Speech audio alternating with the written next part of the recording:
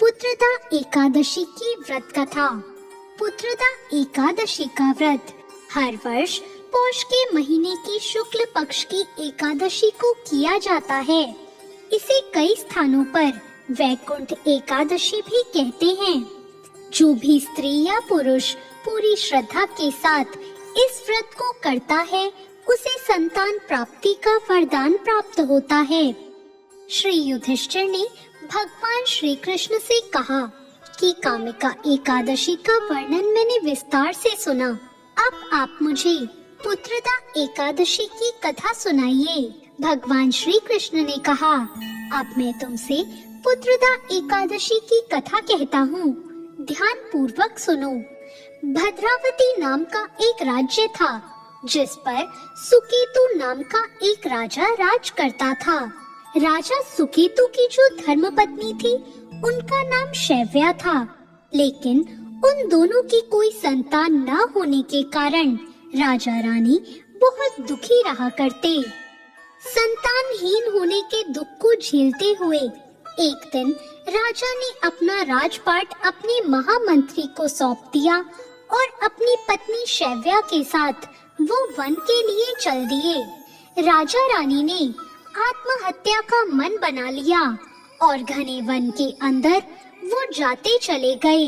राजा रानी दोनों आत्महत्या करने की सोच रहे थे।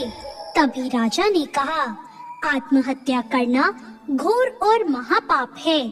आत्महत्या किसी को शोभा नहीं देती।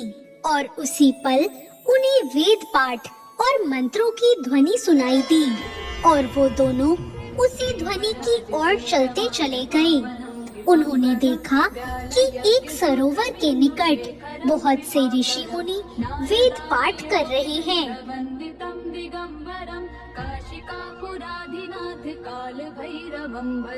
राजा सुकेतु और उनकी पत्नी रानी शैव्या ने उन सब ऋषि गणों को प्रणाम किया।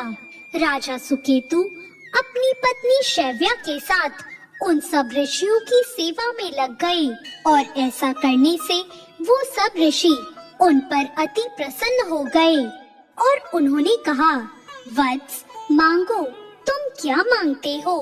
तब राजा ने कहा, प्रभु मेरे कोई संतान नहीं है, बस हमें एक पुत्र का वरदान चाहिए। राजा की बात सुनकर सभी मुनि श्रेष्ठों ने कहा, राजन, यदि तुम और तुम्हारी पत्नी पौष मास की शुक्ल पक्ष की एकादशी तिथि का व्रत पूरे नियमों के अनुसार करोगे, तो तुम्हें संतान की प्राप्ति अवश्य हो जाएगी।